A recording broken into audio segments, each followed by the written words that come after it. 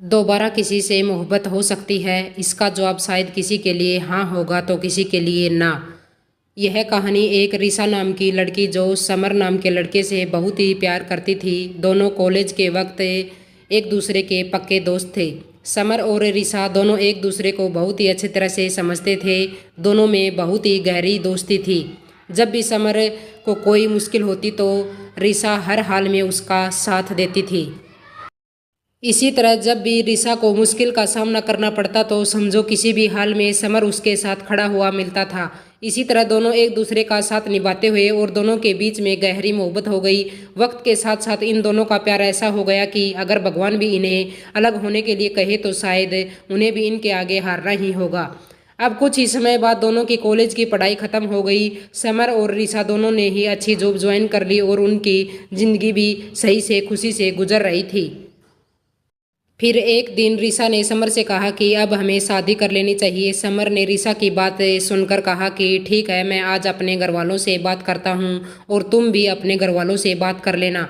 परिवार वालों से एक दूसरे में बात की तो उनके परिवार वालों को यह रिश्ता पसंद आ गया और उन्होंने हाँ कह दी। इस रिश्ते के लिए कुछ समय बाद ही दोनों की सगाई का मुहूर्त भी निकल गया। कुछ दिनों में दोनों की सगाई भी काफ़ी धूमधाम से हो गई।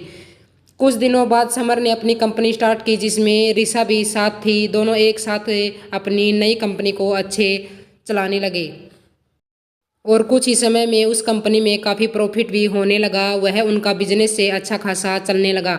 एक दिन समर को बिजनेस के सिलसिले में किसी दूसरे शहर जाना पड़ा। वहाँ उसकी मुलाकात प्रेम से होती है। दोनों बिजनेस मीटिंग अटेंड करने के बाद बिजनेस पार्टी अटेंड करते हैं। पार्टी में समर और प्रेम की अच्छी दोस्ती हो जाती है। उस वक्त दोनों एक दूसरे को अपनी लाइफ की बातें शेयर करते हैं और दोनों हमेशा अपनी दोस्ती निभाई रखने का वादा करते हैं। तभी जब अपनी गाड़ी में घर जा रहा था तो अचानक प्रेम की गाड़ी ने समर की गाड़ी को पीछे से टक्कर मार दी। वहीं पर उसकी मौत हो गई। जब रिसा को और समर के घर वालों को यह बात पता चली कि समर का एक्सीडेंट हो गया और वह इस दुनिया में नहीं रहा तो वह सदमा बर्दाश्त नहीं कर सके। रिसा तो पूरी तरह से ही सदमे में थी, पर रिसा को यह नहीं पता था कि समर का एक्सीडेंट प्रेम की वजह से हुआ था। प्रेम से रिसा और समर के घर वालों की ऐसी हालत देखी नहीं गई। वह उनकी मदद करने गया, मगर समर का दोस्त नहीं है बल्कि समर के द्वारा किया गया एक एम्प्लॉय बनकर कंपनी में जॉब ज्वाइन करने वाला था। कंपनी में पहुंचकर उसने रिसा की भी बहुत हेल्प की और समर की कंपनी को आगे बढ़ते समर के घर वालों को भी संभाला। प्रेम ने समर के घर वालों को अपना परिवार बना लिया। समर की छोटी बहन प्रेम को अपना भाई मानने लगी। समर के पापा समर के मरने के बाद पैरालाइज हो चुके थे। प्रेम ने उनका भी ख्याल रखा। समर की दादी रिसा को बेटी मानती थी। वह हर वक्त रिसा से यह कहती थी कि तू कहीं और शादी कर ले, पर रिसा उन्हें अपना परिवार मानती थी। उसने कभी कहीं और शादी करने की नहीं सोची क्योंकि वह समर से बहुत ज़्यादा प्यार करती थी और उसे बोलना उसके बस की बात नहीं थी। प्रेम धीरे धीरे समर के परिवार के घर का हिस्सा बन चुका था और प्रेम को रिसा से भी प्यार हो चुका था। रिसा भी प्रेम के इतने अच्छे बिहेवियर से बहुत ही ज़्यादा खुश थी। प्रेम का समर के पूरे परिवार को संभालना रिसा को अच्छा लगता था, पर प्रेम ने कभी रिसा से अपने दिल की बात नहीं कही थी क्योंकि उसे डर था कि जिस दिन सच्चाई सबके सामने आएगी तो सब उसे नफरत ही करेंगे।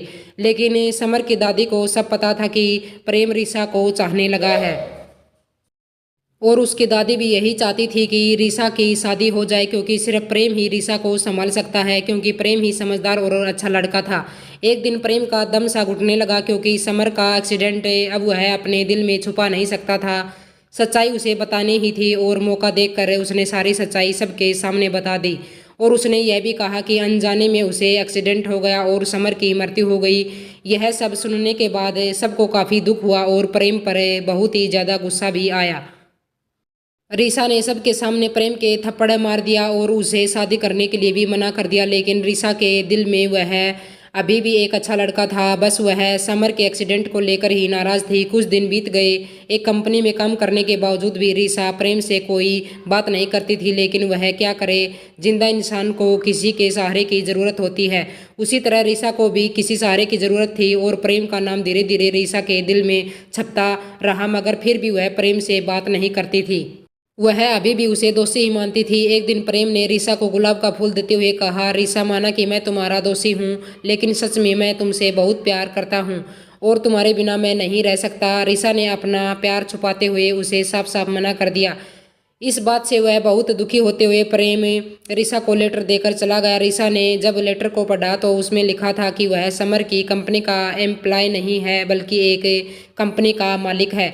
वह तो अपनी सज़ा बताने के लिए यहाँ पर आया था और अब वह हमेशा हमेशा के लिए जा रहा है। लेकिन प्रेम जब वापस अपने घर जा रहा था तो अचानक उसका एक्सीडेंट हो गया, लेकिन जैसे तैसे प्रेम बच गया। फिर रीसा और समर के घर वालों को जब पता चला वह जल्दी से हॉस्पिटल प्रेम को देखने के लिए गए और प्रेम को अस्पताल में देखकर समर के घर वालों को ऐसा लगा कि जैसे वह अपना बेटा दोबारा खो रहे हैं। और रीसा को भी अपने प्यार का एहसास हुआ कि वह प्रेम से प्यार करती है और उसे यह एहसास हो रहा था कि कहीं न कहीं समर भी यही चाहता होगा कि उसके जाने के बाद प्रेम से ही वह अपना रिश्ता जोड़ ले। न जाने क्यों प्रेम के एक्सीडेंट से वह बहुत ही ज़्यादा घबरा गई थी।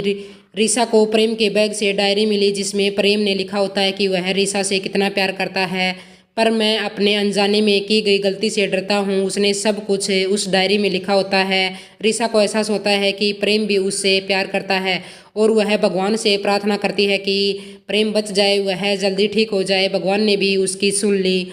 कुछ देर में डॉक्टर बताते हैं कि प्रेम अब सुरक्षित है। फिर प्रेम के ठीक होने के बाद रीसा ने प्रेम से शादी कर ली और खुशी से अपनी ज़िंदगी बिताने लगी।